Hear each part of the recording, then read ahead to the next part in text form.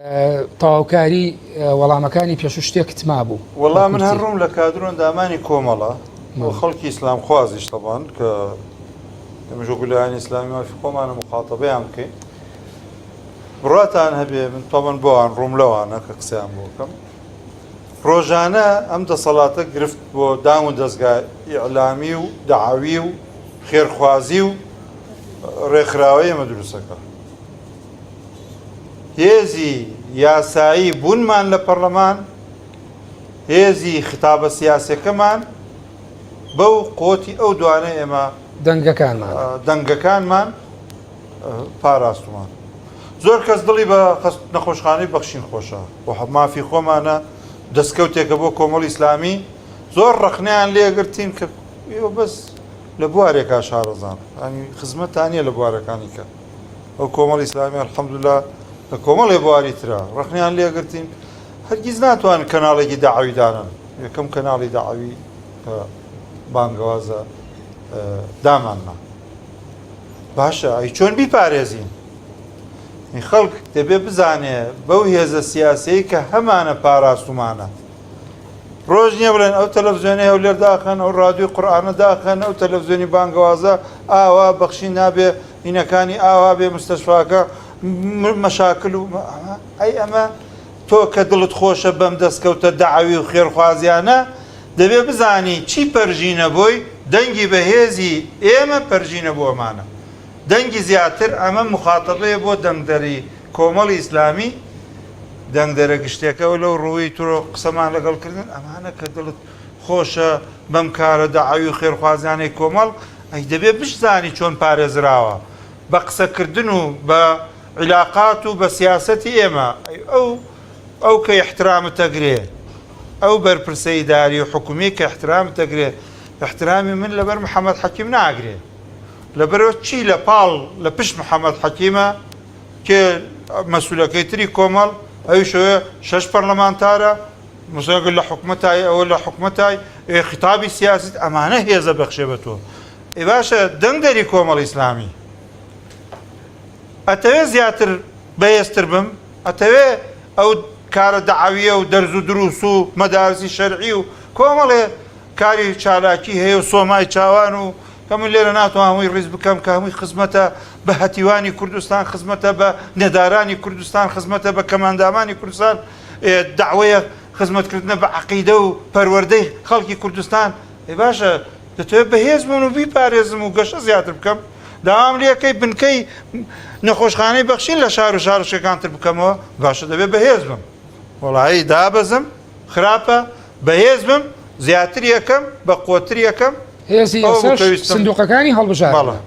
بەڵێ کاک شوێنەوەی کاک محەممەد هێمای بۆ کرتا چەند ئەوە ئەتوانرێت بکرێتە مەودایەکی فکری سیاسی بە تایبەتی نوخبەکان و ئەوانەی ئەهلی قەڵەم و منەویرن زیاتر بتوان ئەمەش بخەنە چوارچۆی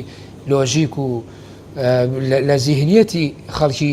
کۆمەڵی ئیسلامیەوە بیچێنن بۆ ئەوەی وەکو خەڵکێکی دیار یاخود وەکو خەڵکێکی نوخبە دەرکەون لەوەی کە بتوانن بانگەواز بۆ ئەو هێزە سیاسیە یاسایە بکەن کە کاک محەممەد هێمای بۆ کرد کە بریتێ لە هێزی دەنگ و سندوقەکانی هەڵبژار مامۆستا ئارام ئێمە وەکو لە فەقەرەی پێشوشە ئاماژەم پێدا ئێمە ڕاستە باگراوندێکی ئیسلامیمان هەیە و پاشقانێکی ئیسلامیمان هەیە و شانازیشی پێوەکەین بەڵام ئێمە لە یعنی ئەگەر زۆر کورت بڵێم لە ماوەی 10 ساڵی ڕابردووە ئێمە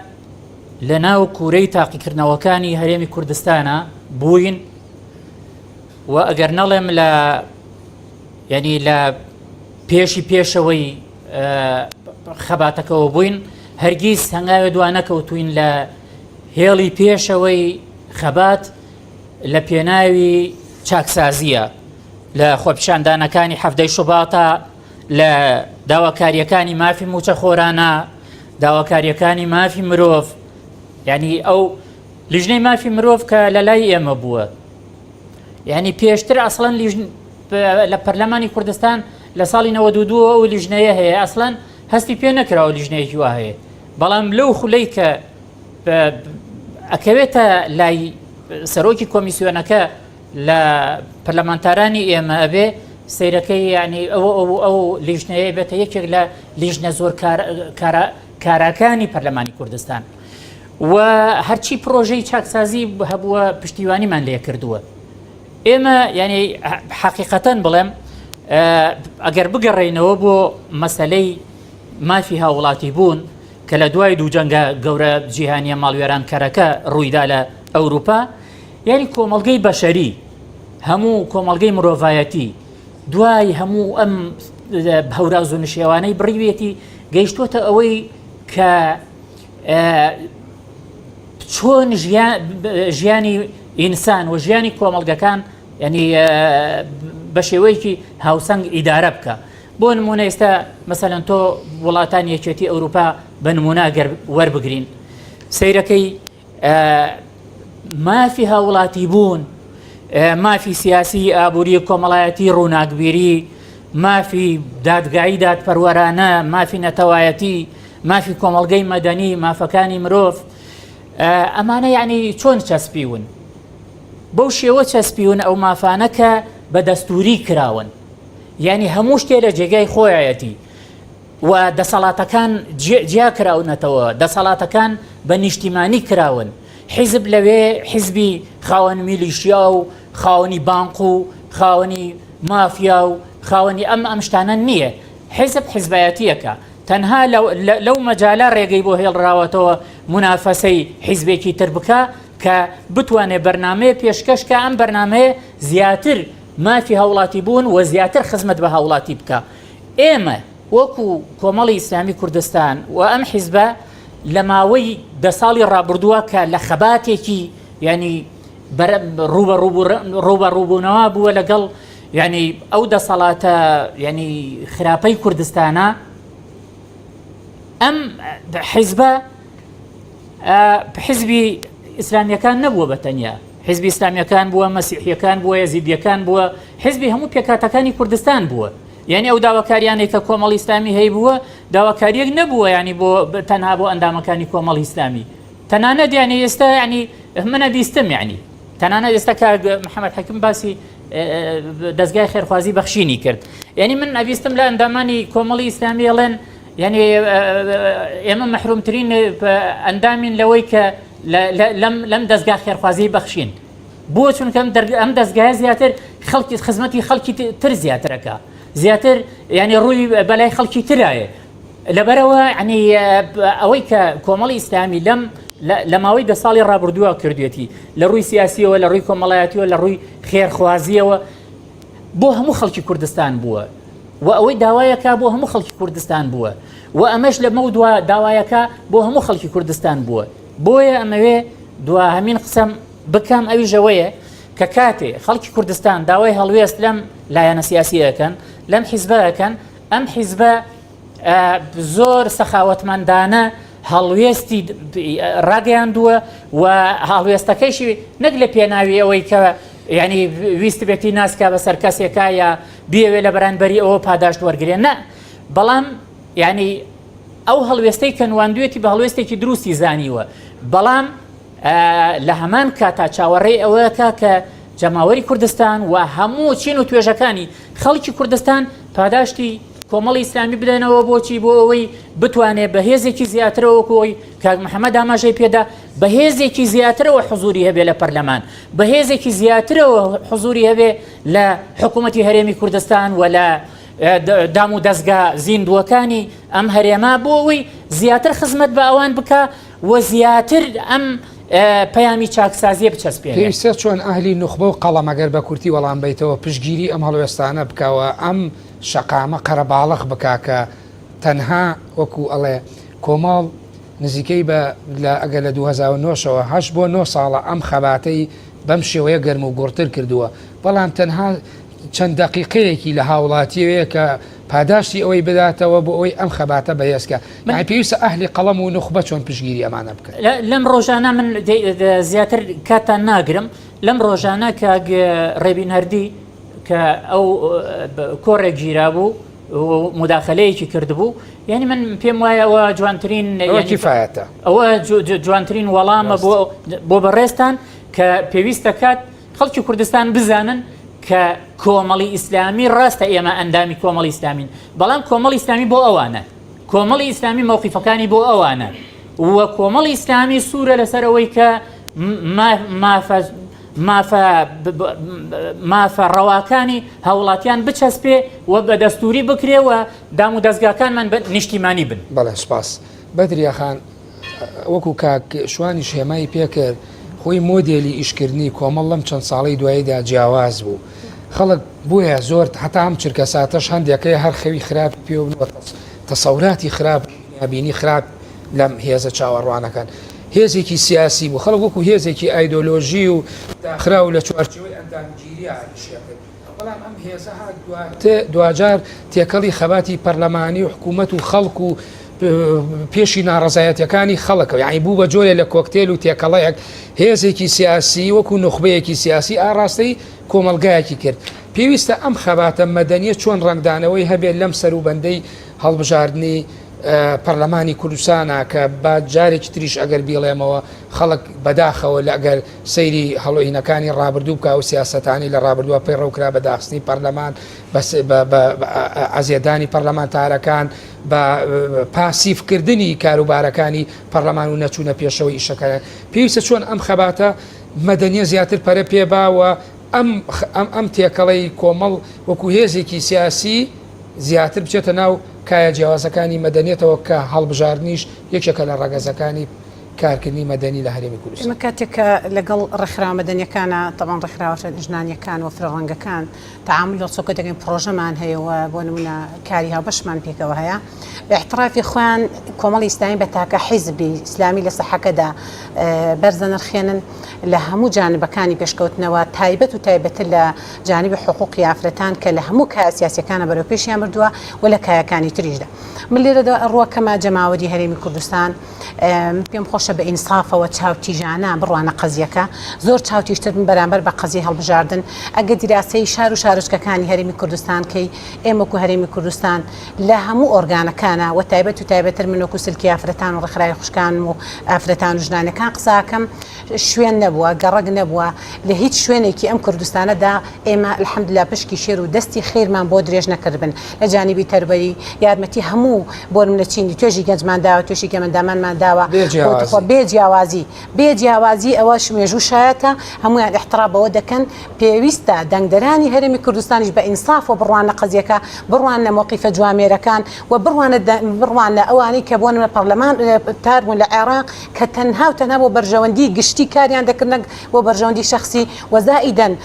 پەرلەمانی هەرێمی کوردستان ئێمە مێژوێکی جوانیان نیشاندا و پەرلەمانتارەکانمان کە جاری وایە لە دژی یاسایەک پرۆژە یاسایەک وەستانەوە کە لە بەرژەوەندی خەڵک نەبووە و بۆ سقوتکردنی قوتی خەڵک و بەرژەوەندی خەڵک بووە بۆیە دەبێت دەنگدەران لەوە وشیار بن کە ئێمە ئەگەر بێت و ڕێژەیەکی زیاترمانە بێت لە پەرلەمان مافەکانیان دەستەبەر دەبێ ئێمە دەبینێ چاوێکی تیژ بۆ ئینشاءالله بەربەستێکی گەورە لە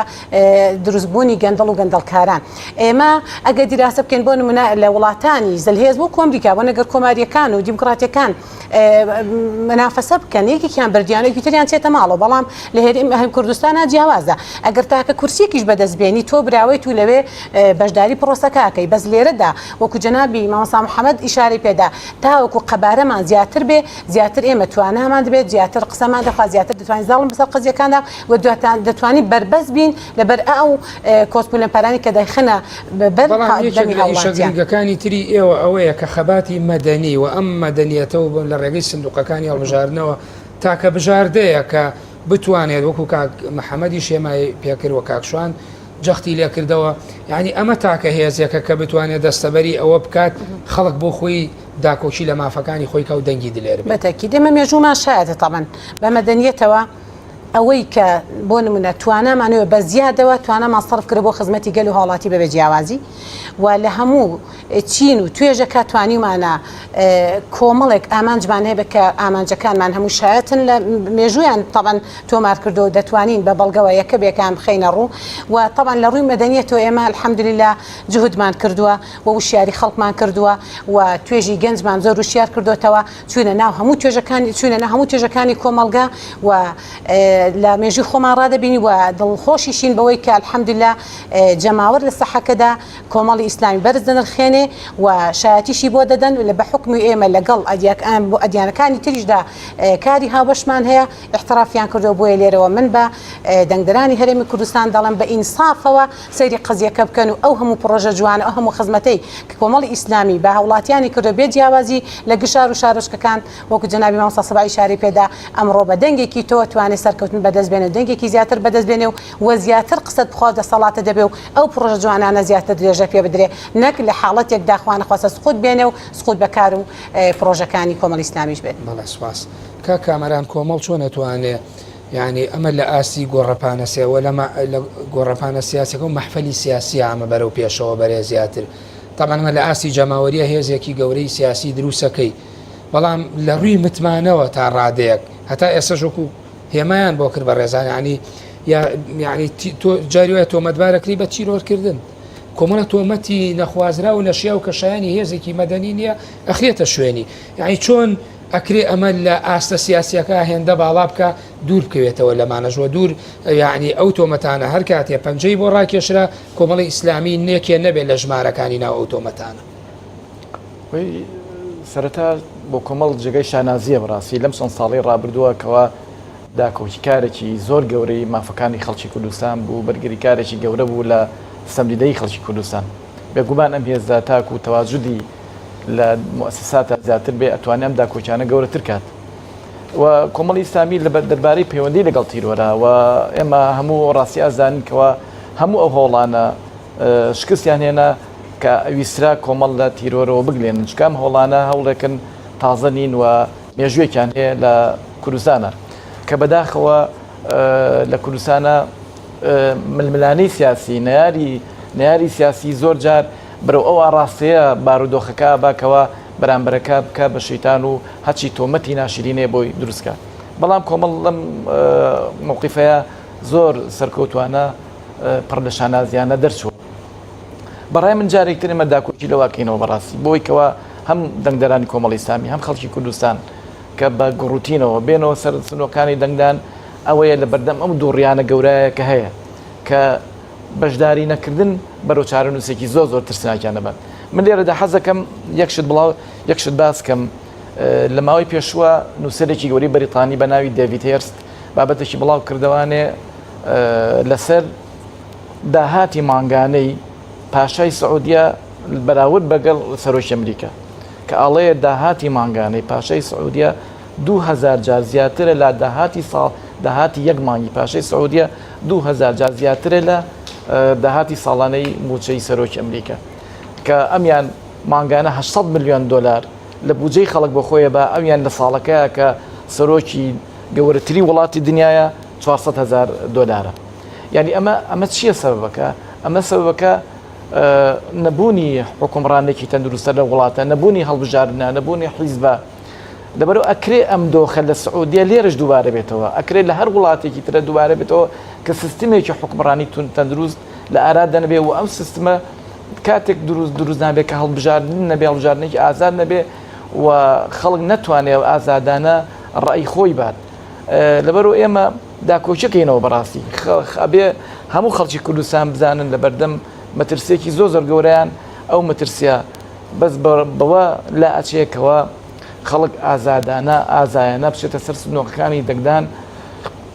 دەنگ بە ئایندێکی باشتر و ڕووناکتر بۆ خۆی بۆ نەوەکانی خۆی دەنا ئێمە با بزانین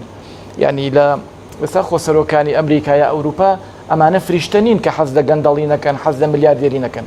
بەڵکو ئەو سیستەمە حکومڕانی کە لەوەیە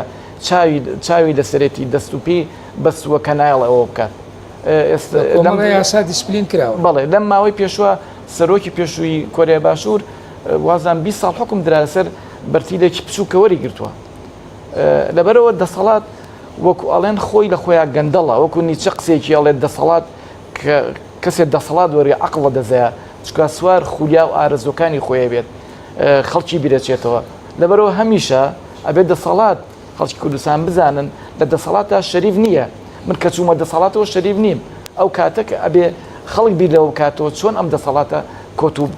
پەیوەندکە بۆی پەنا بۆ ئەوە نەبا کە داهاتی ئەو خەڵکە بە فیڕۆ بەرێ تاڵانی قوتی ئەو خەڵکە بکە ئەو خەڵکە هەژار و فەقیر کات و بەڵام خۆشیان بم بە تەبەقەیەکی جیاوازدا سەر و خەڵکەوە. بەڵێ جیاوازەوەی بەڕێزی بە هەر وەکو مناسبەی نەکە جیاوازەوەی کە وەکو چاودێرێکی سیاسی و کاتیرێکی پێشکەوتی کۆمەڵی ئیسلامی کوردستانی تۆ ماوەی چەند ساڵێکە ئێوە پۆستێکی حکومی بەڕێوە بن کە پۆستی قایم قامێت تا چەند ئێوە توانی وتانە تەمسیلەوە نوێنەرایەتی ڕاستەقینەی کۆمەڵ بە بەراورد لەگەڵ نوێنەرایەتی هێزە سیاسەکانی تر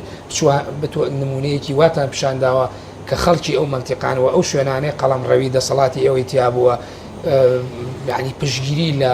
لیستی کۆمەڵی ئیسلامی کوردستان بکەنەوە لە هەڵبژاردنەکانان متمانەی پێبەخشن. بەڕاستی ئێمە کە چوونەتەوێ هەسەرەتا بەو نێتە چوین کە ئێمە لە خزمەتی خەڵکا بین کە ئێمە جیاوازی نەکەین کە ئێمە ئەوەی پێمان بکرێ بۆ خەڵکی کوردستان بیکەین و ئێمە کە چوونەتەوێ بەڕاستی ئەمە فەلسفەی ئیشکردنمان بووە کە پۆستی حکومی پۆستی خەڵکە ئەو کەسێک کە لەسەر پۆستێکی حکومی دانیشێ ئەبێ حیزبەکەی خۆی دەبیر باتەوانێ ئەمە مافی هەموو خەڵکی پێوەیە لەبەرەوە ئێمە لەوێ توانیمانە بەبێ جیاوازی لە خزمەتی ئەو خەڵکە بین تێکەڵ بە خەڵک بین معاناتی خەڵک بخوێنینەوانێ بەڵامی تر دوجاریشەوە ئەکرێتە سەر ڕای خەڵک ڕای چۆنە بەرامبەر هەڵسانگاندنی چۆنە بەرامبەر ئێوە سپاس. کاک سەباح بێگومان یەکێک لە دەرهاویشتە خراپەکانی ئەم ساختەکاری و تەزویرەی لە 12 پێنجاکرا لە هەڵبژاردنەکان تا ڕادەی ڕۆحی ململانیەکانی لاواز کرد و هەموو خەڵکی وەکو یەک لێ کرد. خۆشتەزانی ململانیەکردن لە ناو کۆمەڵگاوە هەر هێزێک ململانێ نیشانەی زیندوی و پێشکەوتیەوە وشیاریە. چی بکرێ بۆی ئەم ململانیانە گەرم بکرێتەوە یعنی بۆی من بتوانم یا بۆی کۆمەڵ بتوانێ خاڵە گەش و بەهێزەکانی خۆی پەرە پێ بدات و بیکاتە سیراع لە ناو خەڵ یعنی متمە چۆنەڵی کێبڕکێ و ململانەی پێ بکات چی بکرێ باشە بۆ ئەوەی کە کۆمەڵ ئەمە بکە لە پێناوی ئەوە کە ئەو پەیامەی هەیەی و ئەو ئەجێندا و بەرنامەی خۆیەتی و ئەو هەڵوێستانەی هەیەی کاک محەممەدیش لێرەیە لە بەشێک لەو کۆبوونەوانە لەوانەیە بۆ ڕای گشتی یا خەڵک ناوترێ یا ئەوترێ و ڕائگەێنرێ بۆی بە خەڵک بوترێ ئێمە ئەوەمان کردووە ئەوەیە نوێنەرایەتیکردنەکانمان لە بەرامبەر دەسەڵاتی سیاسیدا بۆ خواستەکانی خەڵکی کوردستان. کاگاران پێویستە هاوڵاتیان و ڕۆشنبیران و خەڵکانی دڵسۆزی ئەم وڵاتە و ئەوانەی کە ناڕازین لەم واقعە دەبێ بزان کە بەرپرسیارەتێک لە سەرشانیانە ئەوش ئەوەیە کە ئەگەر سیرکەین لە 5 ساڵی ڕابردوو لایەنە سیاسیەکان هەڵوێستیان دیار بووە یعنی لە هەندێک لایەنی سیاسیەوە بە تایبەت کۆمەڵی ئیسلامی کوردستان ئەگەر بڵێم زیاتر لە قورسایی خۆی کرد لە پەرلەمان هەبووە کۆمەڵی هەڵوێستی زۆر مەردانەی نواندووە بۆەوەی کە پێشەوایەتی شۆڕشێک بکە کە ئەم واقعە بگۆڕێ بە شێوازی مەدەنیانە و یاسایانە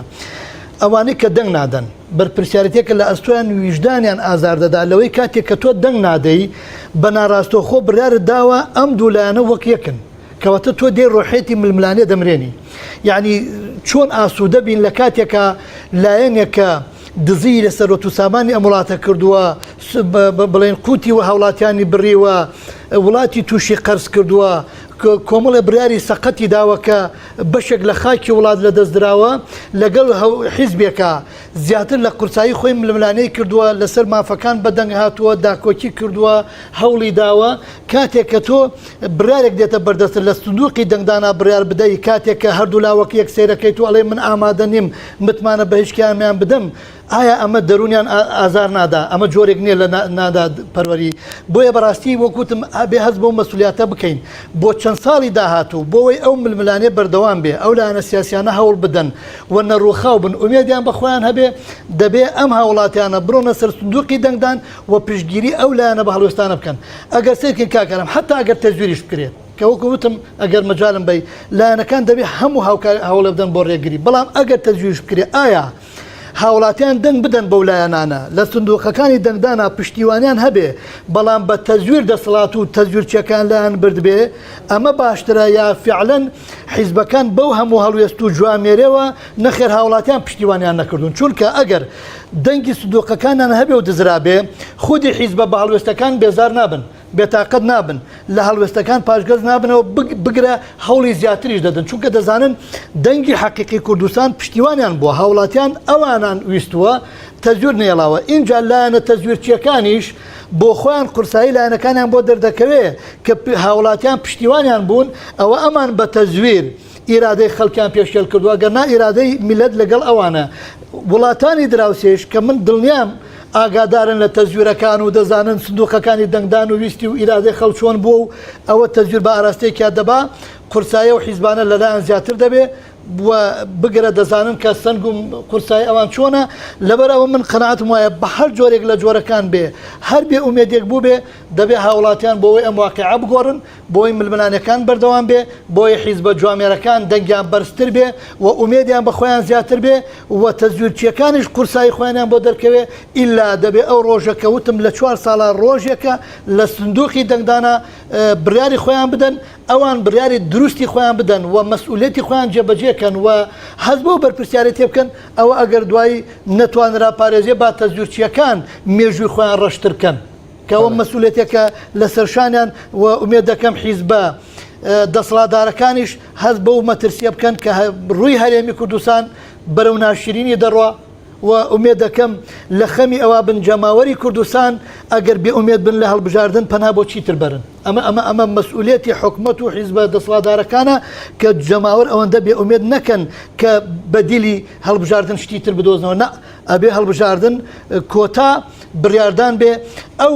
ئەو بێزاریە ئەو ناڕەحەتی تاکی کوردی بۆی دروستە بێ ئەبێ لە سندوقەکانە دەرفەتی ئەو نەفەسە هەبێ نەفەس بدا نارزایی خۆی دەربڕێ ئەو لانێ ئەوێت بۆیە من ئومێد دەکەم وتم ڕۆشن بیران بە دەرەجەیەک ڕۆشن بیران بە دەرەجەیەک ئەوانەی قەڵەمەکانیان کاریگەری هەیە ئەو ڕاگەاندن کارانە لەسەر خەت بن تەژیعی هاوڵاتیان بکەن کاریگەریان هەبێ با حیزبە بە هەڵوێستەکان بێ پشتیوان نەبن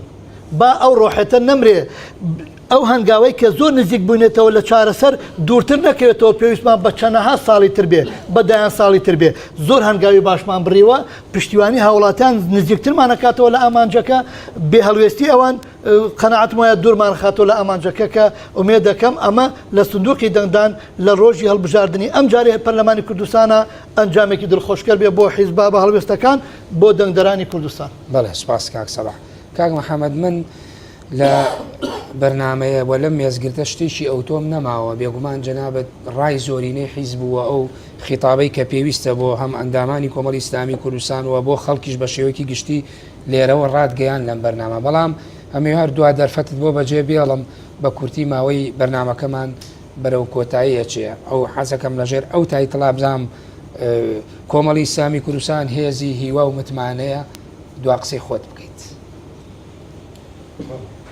وڵا کاگاران ئێمە طبعا دەبێت لەگەڵ واقعە تەعامل بکەین و هەندێ جار دەبێت میثالیات بەڵێ هەندێ جار پێویستەوە بۆ گەرمکردنەوەوانە بەڵام میثالیاتیش دەبێت بخەینە ئەولا ئەم هەڵبژاردنێکی قورسە بۆ چۆ دوای هەڵبژاردننی عێراقی 12 هاتووە لە 12 واقعەیەکی تراتۆ تا ئاراوە ئەمریکا پێش هەڵبژاردن ئەیوت بەدیلی عەبادی هەر عەبادیە بەس لە ئەمریکا یاسایەکەیە ئەڵێ سیاسیین ئەگەر ژمێریاری نەزانن ناتوان سیاست بکەن بۆی خۆی تەطبیقیەکە ئێستا ناڵێ بەدیلی عەبادی هەر عەبادی چۆ عەبادی ئەمریکا داینا بۆ 75 کورسی بێنێ 75 کورسی نهێنا عەبادی ئێستا هێزێکی تۆکمە نییە فەیاضوانەی لێ جیابۆتەوە لە بەرامبەرە فەتح ئێستا ژمارەی کورسەکانی زیای کردووە گەیشتۆتە 6 چکە خەڵکی تر پەیوەندی پێوە کردووە بۆیە واز لەو دروشمایە هێنێ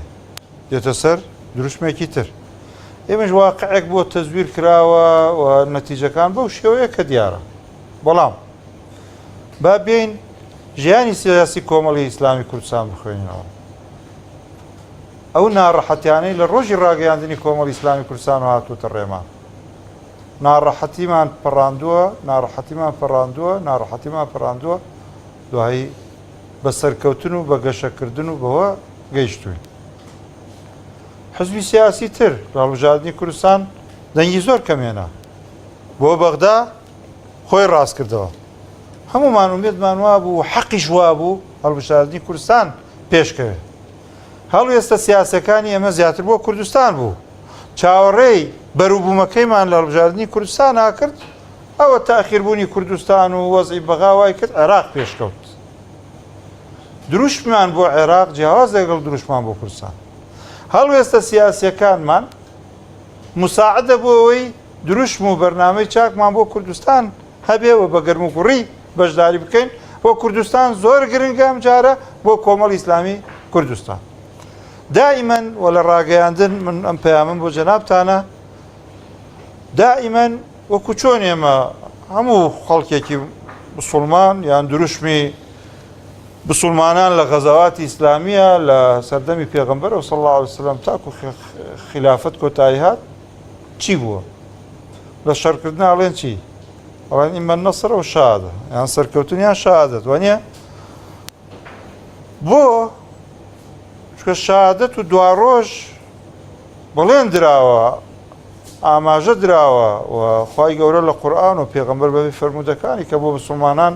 ژیانێکی بەختەوەر و ئەوەیە ئێمەش دەبێت لە هەڵبژاردنە بەرتەسکی نەکەینەوە لە ژیانی پەرلەمانی لە ژیانی حکومیوانە بۆ ئێمە وەکو لایەنێکی ئیسلامی ئەوە ئیبرازکەین کە کۆمەڵێک کاری سەرەکی ترمان هەیە ئەم کارە سەرەکیەی ئێمە بە بەهێزبوونمان لەوێ ئەپارێزرێت ئامانجەکەمان لەوە ئامانجە ئەوە زۆر گرنگە مەسەڵەن تۆ هەر ومێد بدێتە خەڵک من وەزیری کوردستان هەموو یەگۆڕم بە کۆمەڵی ئیسلامی کوردستان بە تەنها ناگۆڕێ بۆی کەوا هێزە گۆڕانخوازەکانیش هێزە ئیسلاحیەکانیش ئەوانەی ئومێدیان بە خەڵک بەستووە ئەوانیش بەهێز ببن بە کورتی قسەی خۆت ئەمە نقطەیەک ئێمە ڕووم لە خەڵکی خۆمانە ئەویشەوەیە داوام وایە بەڵێ ناڕەحەتی هەیە بەڵێ نەبوونی هەیە بەڵێ دەرەنجامی بەغا هەیە بەڵام ئێمەین کە هەستاینەوە دوای 2023 کە سەرکردەکانمان دەستگیر کران کە خەڵک نەوێرا مەرحەبامان بکە لە 2005 بووینە مفاجئەی هەڵبژاردن بەو ڕوحێتەوە پشت بەخوای پەروەردگار بە کارە سەرەکیەکەی خۆمانەوە کە ئامانجی سەرەکیمان چیە قۆڵی پێشمەرگانەی خۆمانی لێ هەڵماڵین ماڵ بە ماڵ دەرگا بە دەرگا دەست پێ بکەین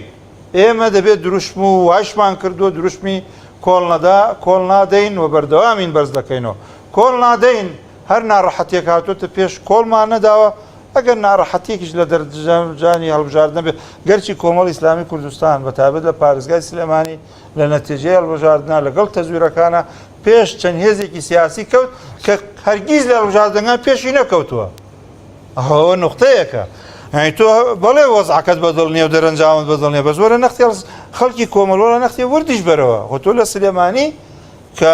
سلێمانی تقریبا پێوەری بۆ هەڵوێستە سیاسەکانت پێوە بووە بەڵێ خۆ دیارە دەنگت فەرقی کردووە ئەگەر تەزویر نەبووە هەموو تاکید لەوەکەنەوە جا ئێمە بۆ بەغدا ئێمە بە چەند سەد دەنگ ئەوەیە کەگەنا شخصی دووەمیشمان ئەگایش بە پەرلەمانی کوردستان ینی ئێمە لەو هێزە سیاسیانیش ئەگەر دەنگمان زۆر ینی بەڵێت تەزویر کراوە بەڵام بێن زۆر خەفەت بخۆین دەنگمان کەمی کردووە و سارد بینەوە یەس بمانگرێ ئێمە ئەو هێزە سیاسیین دوای یەس ڕاست بووینەوە بۆیە دەبێ ئێمە بە گەرم و گوڕی بەشدار بین و ئەو دروشمەی کە تەعمیمی شیەکەین دروشمی کۆڵ نادەین و بەردەوامین دروشمی ئێمە بێ و ئینشاءڵڵا پشتیوان بەخوای پەروەردگار بە گەرم و گوڕی لەم هەڵبژاردنە بەشدارە بین و سەنگی کۆمەڵی ئیسلامی کوردستان بەرەو پێشە بین و ئەوەش بە هیمەتی قیادە و قواعدی کۆمەڵی ئیسلامی کوردستان و بە تایبەت ڕاگەیاندنی کۆمەڵی ئیسلامی و تایبەتتر پاڵەوراوانی کۆمەڵی ئیسلامی کوردستان کە کۆمەڵی ئیسلامی کوردستانش بۆ خزمەتی جەماوەر کۆمەڵێ پاڵێوراوی چاک و بەهێز و لە هەموو بارەکانە خستۆتە ڕوو کە ئومێدمان وایە کە متمانەی خەڵکی بەدەست بێن. ئینشاءڵڵا زۆر سپاس بۆ کاک محەممەد حەکیم کارگێڕی ئەنجومەنی سیاسی کۆمەڵی ئیسلامی کوردستان کاکشوان هەورامی ئەندامی لێکۆڵینەوە و چاپەمەنی تۆڕی میدیایی کۆمەڵ بەدریە ئیسماعیلی سیوەیلی ئەندامی سەرکردایەتی کۆمەڵی ئیسلامی کوردستان کاک کامەران حەسان چاودێری سیاسی کاک سەباح قارەمانی ئەندامی ئەنجومەنی چاودێری کۆمەڵی ئیسلامی کوردستان زۆر سپاستان ئەەکەم کە لەم مێزگردا تایبەت بە ڕۆڵ و سیاسەتی کۆمەڵی ئیسلامی بۆ گەرم و کوڕکردنەوەی هەڵبژاردنەکان لەگەڵمان ئامادە بوون و لێرە بوون. سپاس بۆ ئێوەش. بەڵێ بینەرانی بەڕێز و خۆشەویست بم شێوەیاتمە کۆتایی مێزگردی ئەمڕۆمان تا مێزگردێکی تر بەخوای گەورە و میهرەبانتان دەسپێرم کاتێکی خۆش بۆ هەموو لایەک خواتان لەگەڵ.